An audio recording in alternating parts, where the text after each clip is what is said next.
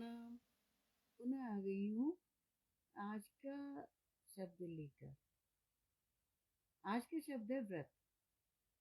व्रत या fast. Fast को हम अगर अंग्रेजी अर्थ में देखें तो दो अर्थ हैं उसके। एक तो फास्ट व्रत हो गया और दूसरा फास्ट है तीव्रता से, तेजी से, जल्दी से। तो फिर वही बात आती है, समय तो बहुत जल्दी बीत रहा है ना। और अब मैं अपने इस शब्द पे आ जाती हूँ। आज का शब्द है व्रत। व्रतों का सीजन आना शुरू हो गया। सावन का महीना लगा और सावन के व्रत शुरू। आज सावन का पहला सोमवार है, मतलब हमारे उत्तराखंड में आज सावन का पहला सोमवार मनाया जाता है। तो आज से व्रत शुरू हो गए। व्रत केवल अपनी शारीरिक भूख को काबू करने के लिए नहीं है। व्रत का असली अर्थ अगर हम देखें तो हमारे जो दुर्गुण हैं उनको संयमित करने के लिए, अपने जीवन को संयमित करने के लिए व्रत होते हैं। जरूरी नहीं है कि हम अपनी भूख सहन करें केवल। कई बार व्रत ऐसे भी देखे हैं मैंने कि जो लोग दिन भर खाते रहते हैं वो भी व्रत रखते हैं, क्योंकि कुछ लोगों से भूख सहन नहीं होती। तो ये तो केवल भूख वाली बात नहीं। व्रत इसके अलावा भी गाली देने का व्रत रखा जा सकता है कि गाली ना दें, आज हम संयम करें। व्रत इस बात का रखा जा सकता है कि हम आज निंदा ना। व्रत इस बात के लिए भी रखा जा सकता है कि आज हम किसी का बुरा ना सोचें। व्रत इस बात के लिए भी होता है कि हम किसी को बुरा ना बोले, किसी का दिल ना दुखाएं, किसी के आत्मसम्मान को ठेस न पहुंचाएं। व्रत इस बात का भी होता है कि हम घमंड न करें, हम अपने अहंकार को कुछ समय के लिए छोड़ दें। अगर मैं कुछ ज्ञान रखती हूँ तो मेरे सामने वाला मुझसे कहीं अधिक ज्ञान रखता है। मेरे पास डिग्रियां हैं, हो सकता है उसके पास अनुभव हो। तो इन चीजों का व्रत भी संयम। व्रत का अर्थ संयम होता है।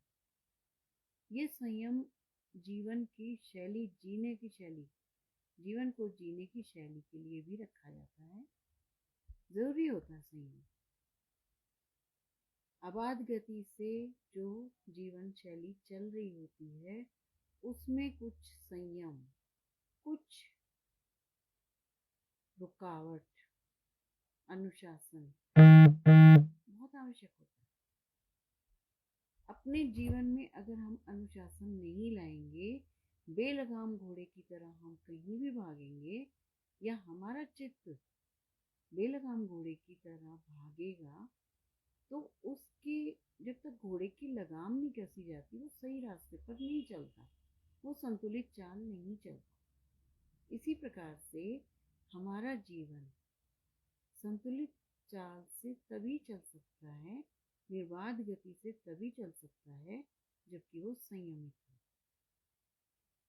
ये खाने का संयम, जीभ का संयम, ये सुनने का संयम, ये बोलने का संयम, और तो और सांस लेने का भी संयम होता है।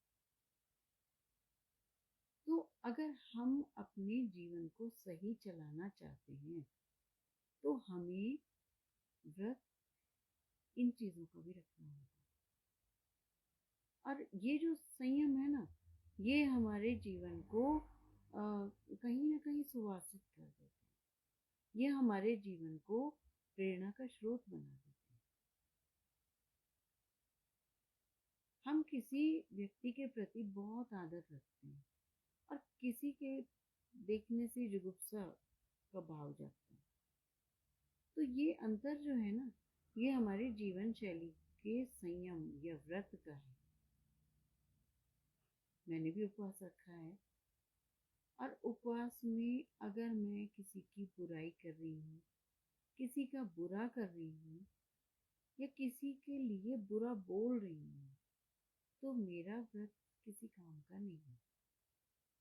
बस मेरा मानना यही है, व्रत रखो, हर चीज में संयम करो, वही व्रत।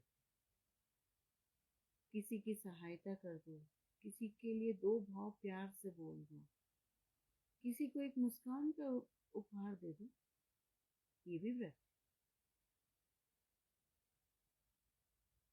दैनिक जो हमारी व्यवस्था है उससे कुछ हट के कुछ अच्छा करना।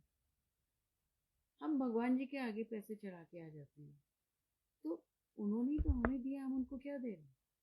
हम भगवान जी के सामने सीधा चढ़ा के आ जाते हैं। सीधा का मतलब होता है भगवान जी के निमित्त कुछ दान करना, अन्न दान, फल दान और अन्य तरह के दान, मुद्रा का दान तो है ही। तो व्रत हम मानते हैं कि हम मंदिर में कुछ चढ़ा के आ गए। मंदिर में तो ये चीजें अतिरेक में है, अधिकता में। दान असली वही होता है जो किसी भूखे को थोड़े सा जीने की एक शक्ति दे दे। असली दान तो वो है। असली दान तो वो है आपकी किसी मुस्कुराहट का दान। व्रत वही है कि जो आप किसी को निस्वार्थ भाव से कुछ दे देते हैं। दान ऐसा होता है कि जो एक हाथ दे दूसरे हाथ को पता भी नहीं चले, दान वो। और ऐसा अगर हम व्रत ले लें कि हम एक दिन प्रतिदिन एक ऐसा गुप्त दान करेंगे, तो ये भी एक तरह का व्रत है। हम शिक्षा का दान करेंगे, ये भी एक व्रत है। इस महीने हम कहते हैं ना, इस महीने हम नॉनवेज नहीं खाएंगे, दान, ये भी एक तरह का व्रत है। इस महीने हम कोई प्याज लहसुन नहीं खाएंगे, ये भी एक व्रत है। इस महीने इस दिन, सोमवार के दिन शिव जी के नाम का, मंगलवार का दिन हनुमान जी के नाम का, इसी तरह सप्ताह के हर दिन बट गए हर इष्ट देव के नाम का। उस दिन व्रत रखते हैं हम उस इष्ट देव को प्रसन्न करने के लिए। क्या एक ही दिन का अपने को कष्ट देकर वो इष्ट देव प्रसन्न होंगे? जबकि हम उन्हीं के जो रचनाएं हैं उनको हम कष्ट दें। हम किसी कुत्ते को लात मार रहे हैं, हमने किसी गाय को पानी फेंक दिया, या हमने उस गाय को डंडा मार दिया, तो ये कोई व्रत तो नहीं हुआ। भगवान के प्रति व्रत रखें, श्रद्धा रखें, आदर रखें, उनके बनाए जीवों के प्रति भी वही आदर दें, तो भगवान तो कण कण में व्याप्त है। और सबसे बड़ी बात यही है कि आपने एक दिन अपने को कष्ट दिया, एक दिन आपने व्रत रखा, अगले दिन आपने डट के खा लिया, तो व्रत तो बराबर होगा। तो ऐसा भी नहीं होना चाहिए। व्रत रखें, संयम रखें, अपनी जीभ पर भी संयम रखें, तो वही व्रत सही है। किसी उदास मुंह में एक मुस्कुराहट आ जाए, किसी रोती हुई आंखों में एक चमक आ जाए, ये भी एक व्रत है। तो इसी के साथ प्रणाम, विदा।